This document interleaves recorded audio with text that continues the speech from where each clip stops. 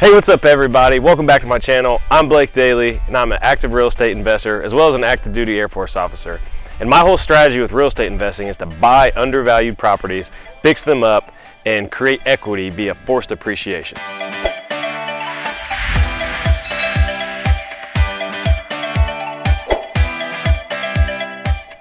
Now the fun part comes with how I rent my properties out. So I have a mix of long-term and short-term rentals, 85 units in all, some with partners and some not.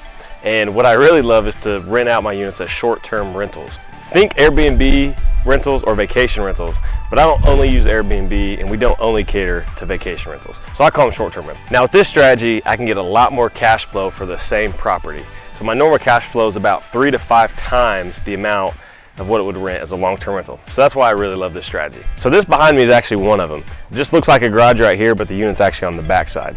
So this is what I call the BrrrrBNB strategy. So what that means, it's a mix of the BRRRR strategy and short-term rentals. And the BRRRR strategy stands for buy, rehab, rent, refinance, and repeat. And the only difference is the R for rent, and that's where I bring in short-term rentals. So this one is actually a combination of a third strategy, which is house hacking. And that's just where you live in one unit and rent out the others. And we've combined that because this detached back unit is detached from our main house where my wife and I live in. So BrrrrBNB in general is a way to maximize the efficiency and impact of renting because you get higher cash flow. And when you combine that with house hacking to eliminate your housing expense, it's really powerful. So I'll get to that in another video. But today we're going to walk through this one and point out some of the basic things you need to know when renting as a short-term rental rather than a standard long-term rental. So this is episode 1 of BrrrrBNB TV, something new I'm starting on my channel to break down this really awesome strategy and give tips and tricks of how you can do the same. So whether you're trying to buy your first property and you want to implement this strategy, or you already own properties and you want to implement it with your current portfolio, BrrrrBNB TV is going to break down everything you need to know to find, manage, and operate your property using the BrrrrBNB strategy. Hey guys, and before we get into it, do me a big favor and just drop an elbow on that like button below. If you have questions as we're going through, throw them in the comment section below in the questions and I will answer those. And then, subscribe so you can keep up with the good content. Okay, so the first thing to know about these is on the outside, and that's when checking in. So here we have a smart lock, and that way you can send the code directly to the guest before they check in. So whenever they get here, they don't have to see you. They don't have to go to a lobby like they do at a hotel. They just come in, check in. And one key thing I like to do is have one that has a deadbolt with a key. So as a backup, you can have the key in here. So if a guest ever gets locked out, you can give them the code to this, and then they can get in so that you don't ever have to show up or pay somebody else to show up. Now let's go inside. Now when you first walk in, design and functionality are really important. And because we're down here in the beach, part of knowing our local market is having that beach theme play into our rentals. So when people come here, they expect to be in a beachy environment, coastal, palm trees, things like that. And when you go to stay in the mountains, it might be, more bears and moose and things like that. So for us, we go with light beach, nothing exorbitant, just, palm trees, things like that, and just tie it into the theme and then make the feng shui come together.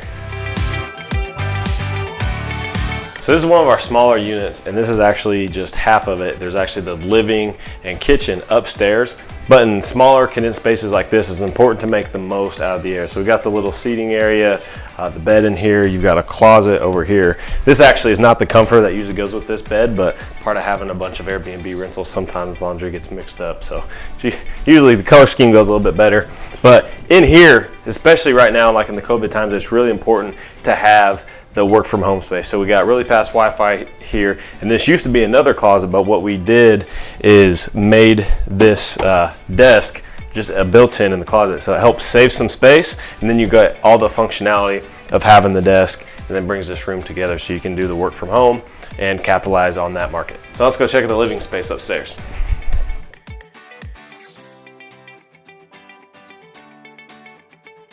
So now that we're up here, this is the combined kitchen and living area. And in the kitchen, you've got everything the guests need in here. So you got all the essentials, all the cups, all the bowls and plates, and they're right there for when people check in. So this is a furnished rental, has everything guests will need down to the linens, down to soap and shampoo, so that they can really just bring their clothes and come here and stay for however long they need. And this is actually a full kitchen with a small stove. So they got the dishwasher, the stove, the full fridge, so they can come here and work and be here as long as they need to be. In addition to the bedroom downstairs, there's also a sleeper sofa up here. So this will fold out and you can get additional people to stay here. So when you're talking about short-term rentals, the amount you can produce or earn is really a function of your heads in beds. So how many people you can, safely and functionally get into your unit, barring any circumstances. Because if you had like 10 bedrooms and 1 bathroom, that probably wouldn't work. But something like this, the more people you can get in here, probably with 1 bathroom, you probably want no more than 5 to 6 people.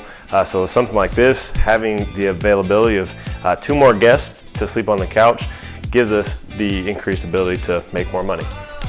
Another thing is when you're talking about kind of the amenities is having the smart TV. So you got your Netflix that links directly to it. And what we do in our pictures actually is we'll take a picture of the Netflix screen. So when people are going through and looking for places to book, they say, okay, this one has everything we need. And another tip that I've learned, I haven't done this yet, is to take a picture of your Wi-Fi speed. So imagine you're scrolling through the photos, you see, okay, we got a desk, okay, we got Netflix, and then you see the Wi-Fi speed, like, okay, we can work from here, we're not gonna have any Wi-Fi issues, and we can also stream. So those are what people are looking for right now. And it's also Florida, so an outdoor space is important. So we got this back porch that's raised up. We've got the patio with the table, kind of overlooks the neighborhood. We put this up to block the sun in the evening so it's not quite so hot up here, and then you got access to the bottom as well. So one of the things in this unit that we underutilized was this weird triangle space. So we didn't know exactly what to put in here, how to best utilize this space. And we're still brainstorming, trying to find a way to maximize the potential. And what we've kind of come up with is putting some bean bags up there, maybe a projector that's on the ground that shoots up at the wall so you can watch movies or whatever up there.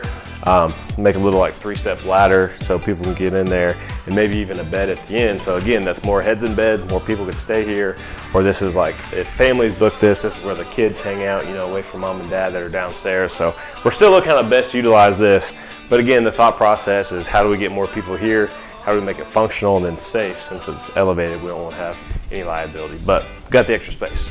And something that's often overlooked is having your maid's closet. So this is actually locked off from guests. I don't have the key on me right now, but this is where your sweeper, your broom, your extra trash cans, everything like that the house cleaner comes in, they get everything from in there, they clean the unit and put it back. That way we don't have guests mistaking what's for them or what's not, and we have everything here for the cleaner. So they come in, do their job, and get out quick, because they have to do a lot of these in the high season.